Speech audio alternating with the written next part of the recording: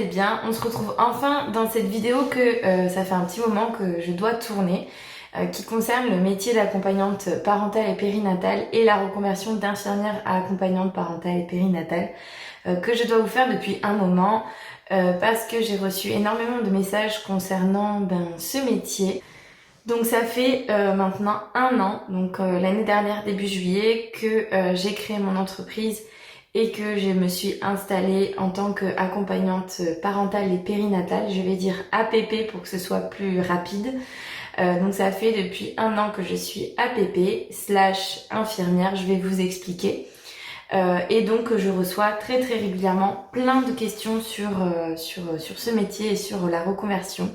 Donc je vais décider de répondre à toutes ces questions en vidéo. J'ai pris les questions qu'on me pose le plus souvent. Avant de débuter et à titre informatif, je tiens à vous présenter donc un événement que j'ai créé avec Charlotte K, qui est spécialiste en reconversion infirmière et avec qui nous avons créé une masterclass d'infirmière à accompagnante à la parentalité, à la périnatalité. C'est une masterclass en visio où l'on tente de répondre à plusieurs de vos interrogations et on vous donne du contenu sur la création d'entreprise, sur le changement de voie, la reconversion, sur les centres de formation, qu'est-ce qu'on doit chercher dans une formation, et de façon assez personnalisée, puisque on a aussi à la fin de la masterclass un vrai moment d'échange où on peut répondre à vos questions de façon assez personnalisée.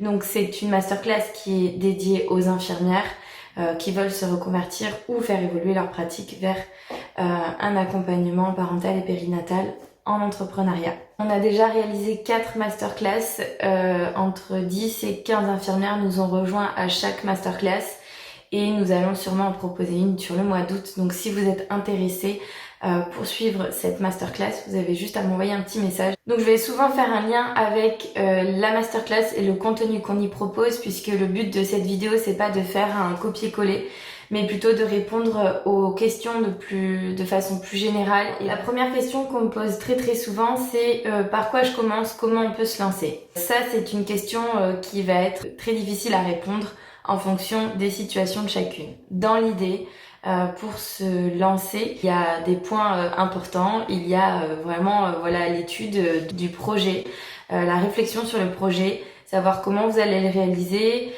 où vous allez le réaliser et qu'est-ce que vous voulez inclure comme accompagnement. C'est la base pour pouvoir se lancer et pour ne pas partir dans tous les sens. Le deuxième point, c'est la création d'entreprise. Donc il faut se rapprocher en général de l'URSSAF de votre région et lancer une création d'entreprise. Une fois évidemment que vous avez réfléchi à comment vous allez accompagner les parents, qu'est-ce que vous voulez proposer comme accompagnement, et une fois que vous avez fait une étude de marché.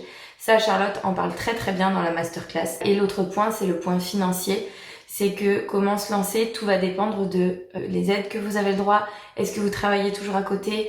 Est-ce que vous avez de l'argent de côté? Parce que être entrepreneur, ça demande quand même un minimum d'investissement au niveau du matériel aussi, d'accompagnement parental et périnatal. Et du coup, tout ça se définit en fonction de vos projets. Et aussi parce que ce n'est pas une activité sur laquelle on vit de suite, et ça on va en parler aussi parce que c'est une question que vous me posez très souvent, et donc il faut quand même un petit peu de ressources financières pour éviter trop de pression financière et éviter aussi d'aller dans tous les sens. Et ça on le développe énormément dans la masterclass où je vous parle un peu de sécurité financière. Je vous parle des erreurs un petit peu que j'ai faites sur mon parcours où moi j'avais très envie de me reconvertir rapidement et de quitter un poste infirmier qui ne me convenait plus du tout et qui me rendait un petit peu malade. Et j'ai accumulé les formations. Donc le premier point, c'est de vraiment prendre le temps, étudier son projet, étudier nos ressources financières et ensuite aller vers la création d'entreprise. Une autre question que vous me posez souvent, et une fois que en général vous m'avez raconté votre projet, vous me demandez qu'est-ce que tu en penses, est-ce que j'ai assez de bagages, est-ce que selon toi je dois encore faire des formations, etc. Là encore c'est propre à chacun. Je tiens quand même à préciser que l'accompagnement parental, périnatal, ce n'est pas un effet de mode. Le soutien à la parentalité c'est un réel besoin et qu'il faut se sentir compétent et légitime et être compétent et légitime pour accompagner les parents. Il faut un certain bagage, continuer à se former même une fois qu'on est installé et à répondre aux besoins de façon adaptée et sécuritaire, si je peux dire.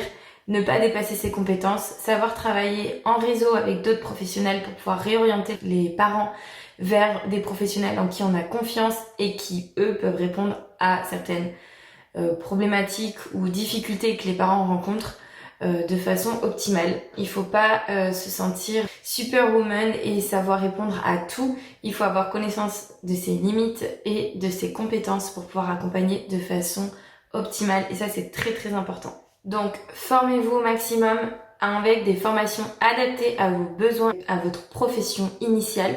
C'est très très important. Et puis voilà, rendez-vous compte de l'investissement et du bagage que ça demande avant de vous lancer. L'une des questions qui revient le plus, c'est la question sur les formations. Comment je me suis financée les formations, quelles formations j'ai faites. Donc j'avais déjà répondu à ces questions en IGTV sur mon compte Instagram. Et j'ai fait aussi un article sur mon blog qui retrace toutes les formations que j'ai faites et les avis que j'ai, moi, personnellement, sur ces formations. Donc, évidemment, on peut avoir toutes des avis différents. Moi, avec mon cursus, ma profession, c'est l'avis que j'en ai de ces formations. Donc, vous pouvez consulter cet article où, voilà, je retrace vraiment toutes les formations que j'ai faites. Encore une fois, je le répète, c'est mon avis personnel et ça n'engage que moi.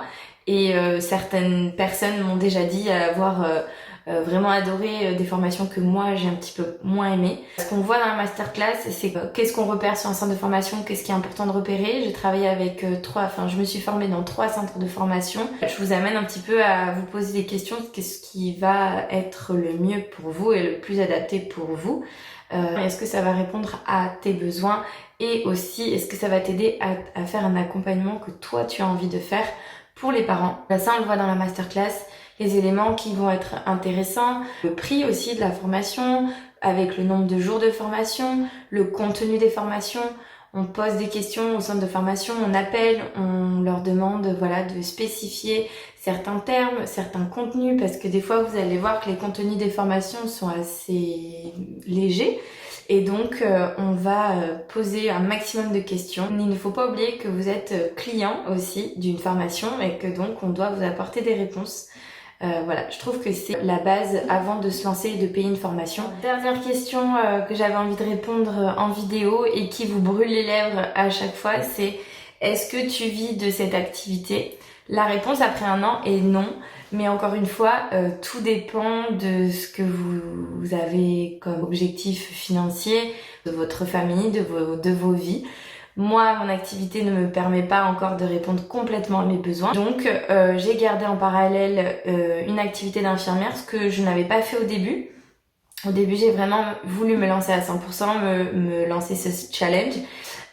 Mais subir entre guillemets cette pression financière sur le long terme, alors moi c'est un contexte encore différent et c'est pour ça que je vous dis que ça dépend chacun. Je n'ai pas d'aide, je n'ai pas Pôle emploi, je vis vraiment de mon activité et donc au bout de plusieurs mois, 6-8 mois, et ben ça commençait à devenir un petit peu difficile, la pression financière commençait à être difficile à vivre et donc j'ai décidé avec beaucoup de remises en question et beaucoup de recul et je vous promets que ça a été assez difficile de prendre cette décision, surtout quand, comme moi, on a décidé de quitter le métier parce que il ne correspondait pas à nos valeurs.